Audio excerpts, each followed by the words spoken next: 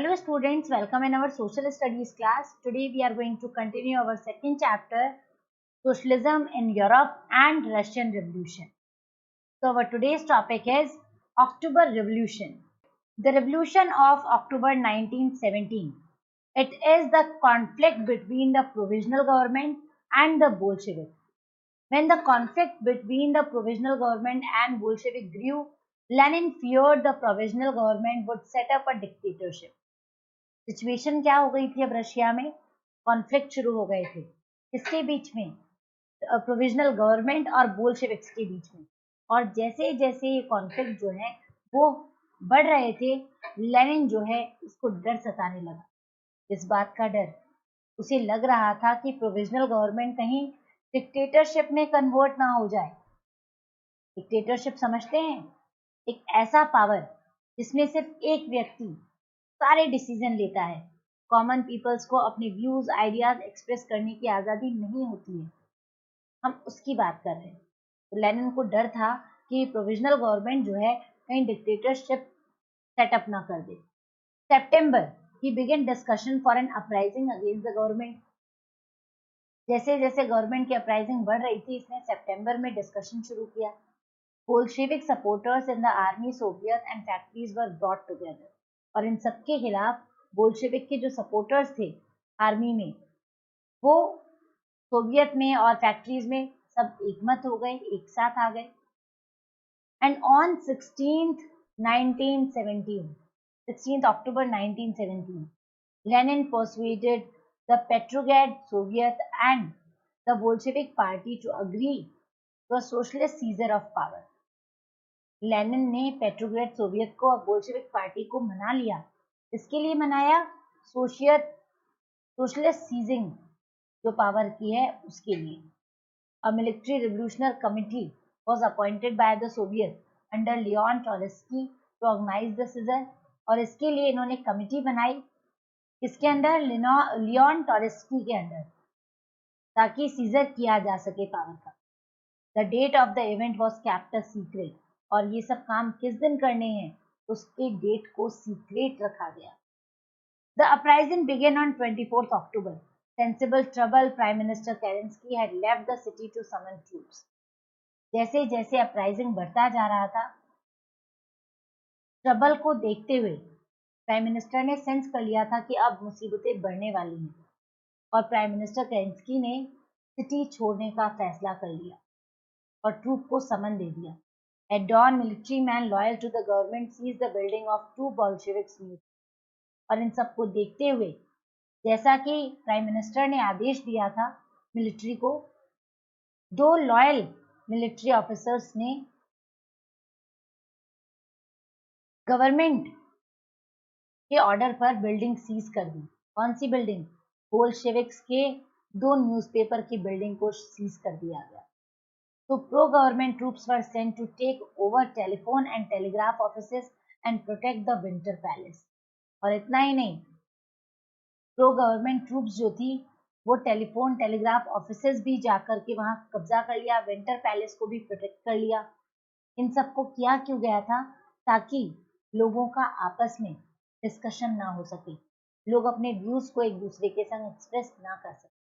So in a swift response, the military revolutionary community ordered its supporters to seize government offices and arrest ministers।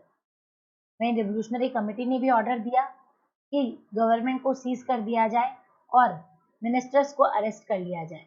तो late in the day the ship Aurora sailed the winter palace and other vessels sailed down the Neva and took over various military points।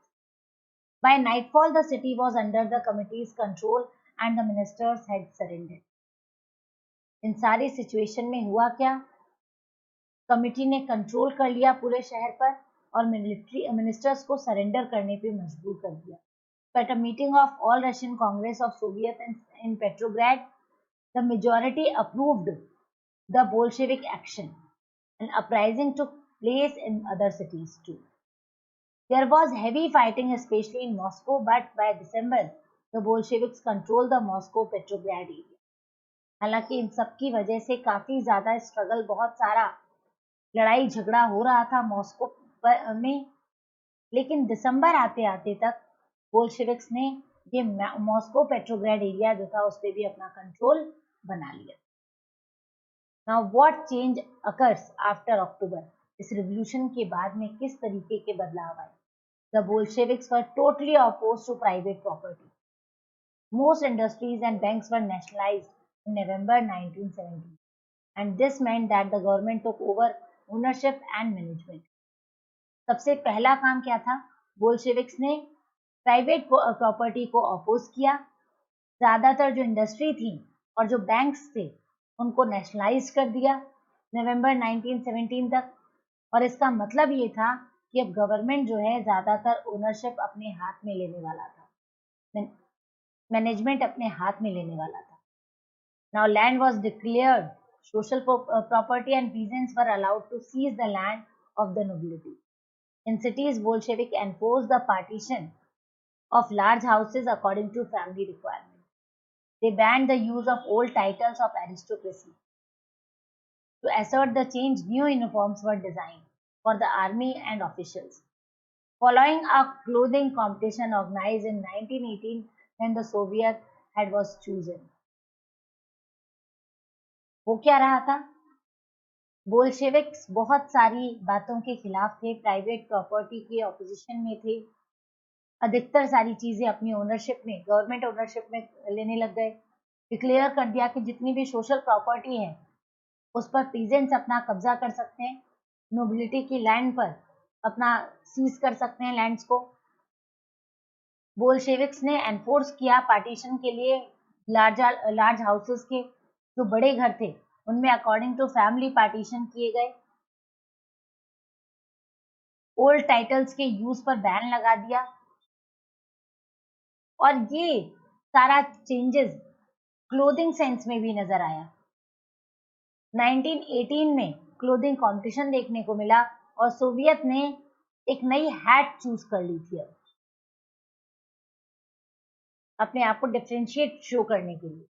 तो the Bolshevik party was renamed the Russian communist party. अब Bolshevik party को rename किया गया और नाम रखा गया Russian communist party. And in November 1917 the Bolshevik conducted the election to constituent assembly but they failed to gain majority support. Bolsheviks ने election conduct कराए कॉन्स्टिट्यूएंट असेंबली में, लेकिन मेजॉरिटी सपोर्ट नहीं जीत पाए। So in January 1918, the assembly rejected Bolshevik measures and Lenin dismissed the assembly.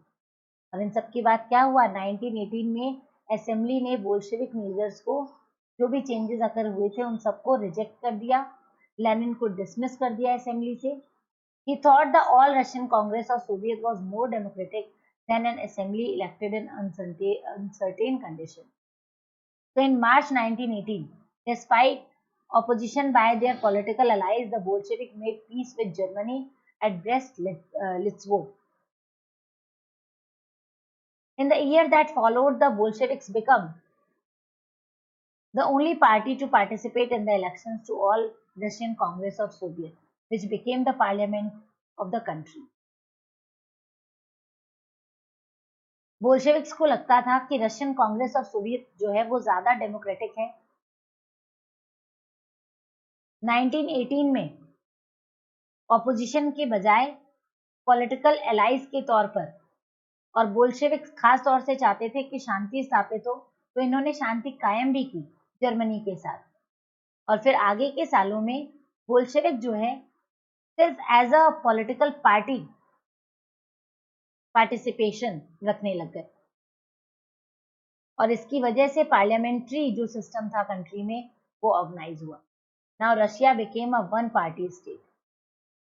Trade unions were kept under party control. Russia one party system में convert हो गया, trade unions party के control में आ गए। The secret police called the Cheka first and later OGPU and NKVD punished those who criticized the Bolsheviks. एक secret police बनाई गई जिसे चेका कहा गया पहले, और आगे चल करके इसका नाम चेंज हुआ। इन्होंने पनिश करना शुरू कर दिया उनको जो भी बोल्शेविक्स के खिलाफ बोलते थे। Many young writers and artists rallied to party because It stood for socialism and for change. After October 1917, this led to experiments in the arts and architecture, but many became disillusioned because of the censorship and party encouraged.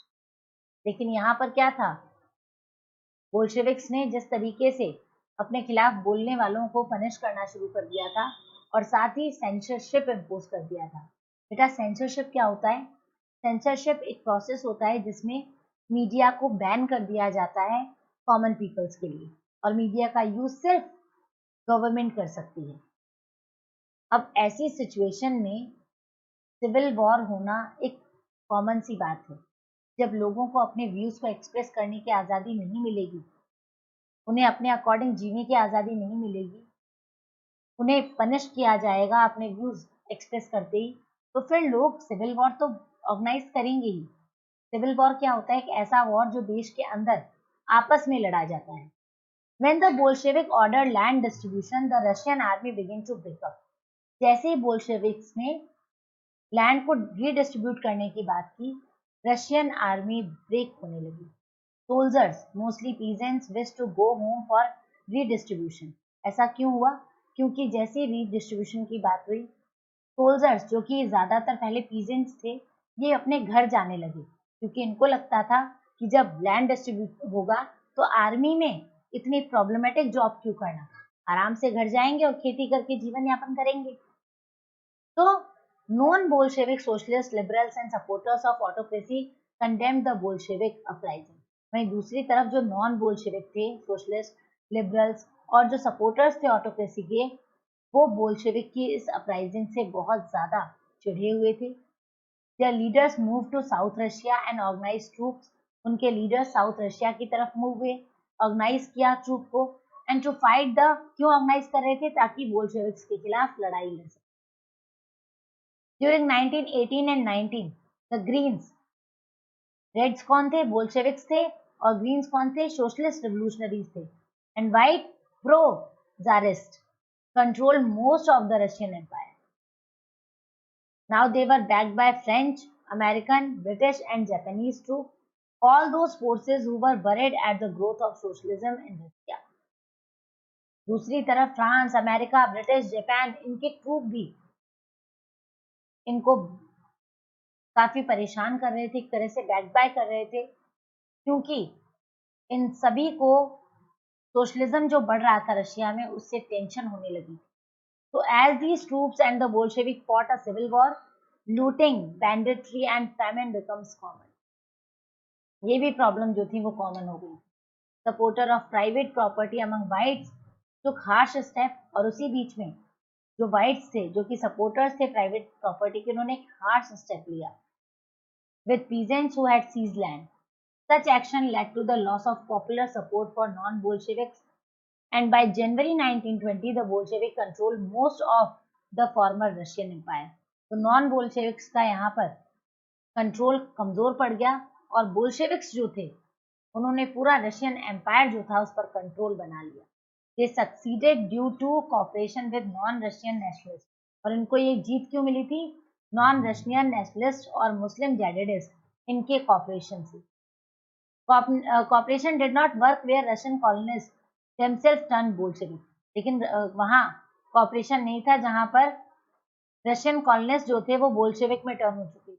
In Khiva, Central Asia, Bolshevik colonist brutally massacred local nationalist in the name of defending socialism. और क्या देखने को मिला कि खीवा एक जगह है central Asia में, वहां पर बोल्शेविक कॉलोनिस्ट जो थे उन्होंने काफी मैसाकर किया, काफी मारधाड़ की लोकल नेशनलिस्ट के साथ। किस नाम पर?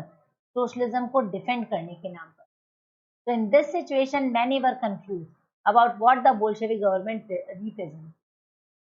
अब ऐसी सिचुएशन को देख करके बहुत सारे लोग जो थे वो कंफ्यूज हो गए थे, उनको समझ ही नहीं आ रहा था कि बोल्शेविक्स अच्छा कर रहे हैं कि बुरा कर रहे हैं। Partly to remedy this, most non-Russian nationalists were given political autonomy in the Soviet Union. और इसका रेमेडी क्या था? ज्यादातर जो नॉन रशियन नेशनलिस्ट थे उनको भी पॉलिटिकल ऑटोनॉमी में पार्टिसिपेशन का मौका मिला यूएसएसआर में। the state the Bolshevik created from the Russian Empire in 1922 in December. But since this was combined with unpopular policies that the Bolshevik forced the local government to follow, like the harsh discouragement of nomadism, attempts to win over different nationalists were only partly successful. तो इन सब की वजह से क्या हुआ? नोमेडिज्म क्या होते हैं बेटा? Lifestyle of those who do not live in one place. Nomadism क्या होते हैं? जो घुमक्कड़ लोग होते हैं, एक जगह से दूसरी जगह घूमते रहते हैं. ठीक है, तो यहाँ पर क्या था? यहाँ पर नॉन रशियन नेशनलिस्ट जो थे इनको पॉलिटिकल ऑटोनॉमी मिलने लगी सोवियत यूनियन में, यूएसएसआर में. और जो स्टेट था जिसे बोल्शेविक ने क्रिएट किया था रशियन एम्पायर में 1922 में, लेकिन फिर क्या हुआ?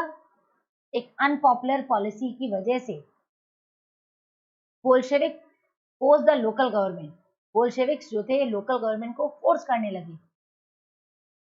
इसके लिए like the harsh discouragement of nomadism, nomadism को डिस्करेज करने के लिए, क्योंकि नोमेडिज्म की लाइफस्टाइल होती है मूविंग करना और उन पर ज्यादा भरोसा नहीं किया जा सकता है. क्यों कर रहे थे ऐसा? ताकि वो विन हासिल कर सके, जीत हासिल कर सके. और क्योंकि अभी तक वो पार्टली सक्सेसफुल थे और फुल्ली सक्सेसफुल होना चाहते थे. तो ये थी जर्नी सोशलिज्म की यूरोप में और रशिया में, कि किस तरीके से फ्रेंच रेवोल्यूशन ने एक सोशलिज्म का, नेशनलिज्म का आइडिया स्प्रेड कर दिया था यूरोप के अदर कंट्रीज में, और यही आइडिया रशिया तक पहुंचा और किस तरीके के चेंजेस अकर हुए इनकी हिस्ट्री में. So hope you guys understand the entire chapter well. If you are having any kind of doubt, query, you can ask the question. Thank you and have a nice day.